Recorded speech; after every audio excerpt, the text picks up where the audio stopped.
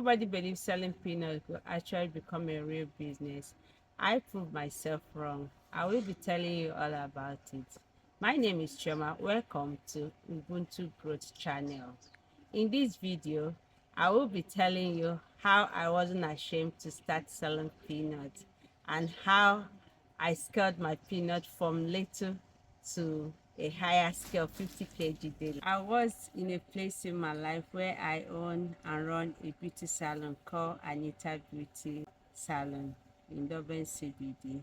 My salon was big, very huge. I have 15 to 14 seaters workstation where people rent and they pay me every month. With all those people I have, I still struggle to pay rent at the end of the month. Reason being that at the end of the month, you'll be running around seeking for the people that are renting from you to pay. It's one excuse or the other that sometimes I'll even have to get the money from my husband. Like my husband will be the one paying rent. Then my rent used to be around 15,000. And I said to myself, this is what I'm here is SA to do. No, this is not just working for me. So I started researching, looking for something else to do. Then the idea of grilled peanut came to me, what we Nigerian call roasted groundnut. So I picked roasted groundnut because first of all, it's fast. It's something I will start right there in the comfort of my kitchen. I have everything that I needed for it. I have my oven, I have the trays. So I choose roasted peanut. I did not just start roasted peanut with scaling very high. I started by getting like 3 kgs, 4 kgs. I'll go to the market, get them, grill them very well, pack them, and go out there. Most of them at first, it was even like giveaway sample. I'm giving here and there, giving customers, giving friends, people around me, my friends, my relatives to test. When they test it, they will like it. They will actually come back for more. This is how I started. Something that started a little bit like a fun thing. Is it gonna work? Is it not gonna work? Before I knew it, under 3 months, I am buying 50 kg bag of peanuts. You see. So what am I saying here, or what is the lesson there for me here to learn is you don't wait for everything to be perfect. You don't wait for that perfect environment. You don't wait for that conventional oven. You don't wait for you don't wait to have everything in place before you start with the things you have. Was starting an easy peasy thing? No, absolutely no. I had my own fair share of mistakes here and there. Sometimes I will start growing the peanuts. I'll put them in the oven. It will stay more than it will get burnt, some overcook or undercook, all of that. Some I'll have to trash them in the bin, some maybe I don't have a consistent taste. Then I'll give the customers, they will complain like it's not properly cooked, some are undercooked, some are overcooked, all of those things. I did not take any of those mistakes or observations that they are giving me for granted. I put all of them in place. I will go back to my drawing board, see how I can put things in place and make things better. Just see, in every business, if you ask me, I am saying this from practical experience. You learn as you go. You see, it's not something that you say you have the perfect knowledge before you start doing something. As you go by, the more you getting more knowledge, the more you discover things about yourself and about the business. What I got out of this, for me, if you ask me, my own word of encouragement is that mistake can never mean failure. It only means growth. Like you learn from your mistake. Right? How I got my very big customer, then there's this should I call it mini supermarket around where I sell. So I know the guy. I first of all went to him. I do buy from them, you see, so it's easier. I went to him. I'm like, have you tested Nigerian peanut? Because the recipe is my recipe, the way we make it here in eastern part of Nigeria, which is different from the way the KZN they do their one. So he said no. So I gave him some sample. He tested it and he liked it. So he asked me to bring more for him to buy personally. I said, why don't you sell it here? He was like, no, no, no, I don't think it will say. I said, why not? Just give it a try. Like, there's no harm in trying. He was like, no, no, no. I said, you know what? Let me just keep it here. Don't pay me. Let's see how far.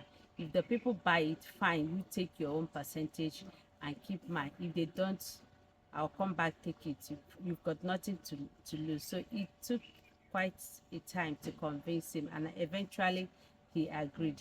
So I dropped the peanut. In no time, he called me like, the peanut is finished. Let's say I dropped like 20 pieces. And the thing with the Pakistans, if you ask me, they have this unity amongst themselves.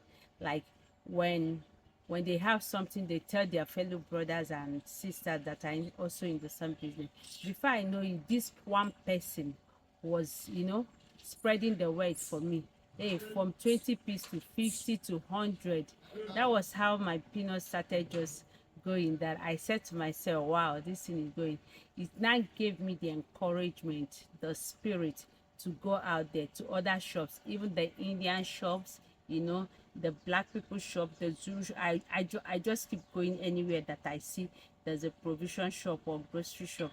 I'll go there, tell them about my peanut. Not just telling. When you tell me, have sample, lots of it. I give them the test. Oh, it's nice and all of that. My brothers, sisters, my friends, what I'm telling you, this is practical. Before I know it, my peanut is all over Durban CBD. Even as I'm speaking to you now, my peanut is still selling. That is how even much people like my folks, my Nigerian brethren, they started, like some people who aren't even into the business. They're like, this thing is selling.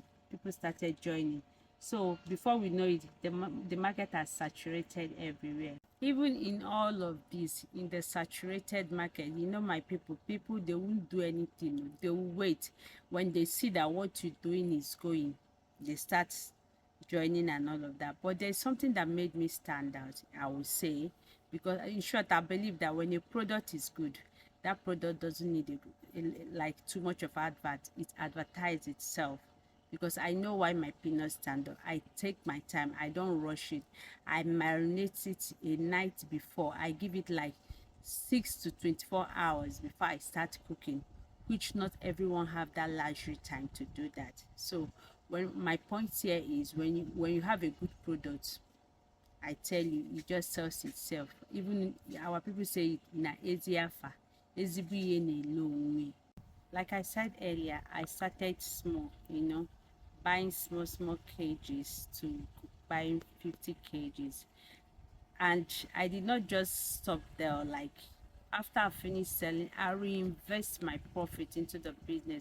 I got to the stage that I could see that my peanut is really going. Like I want to reduce going to market every day. I started sorting out for supplier, which wasn't very easy at first. But as God may have it, I found the lady who sells to the people I buy from. Imagine they cut down for me.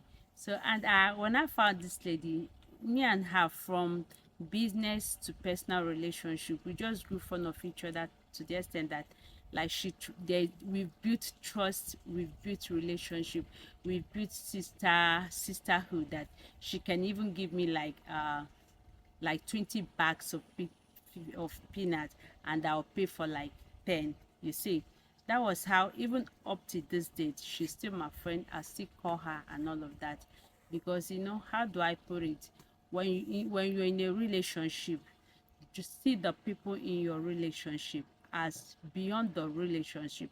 Try to understand them, try to see them for whom they are, not just about the business.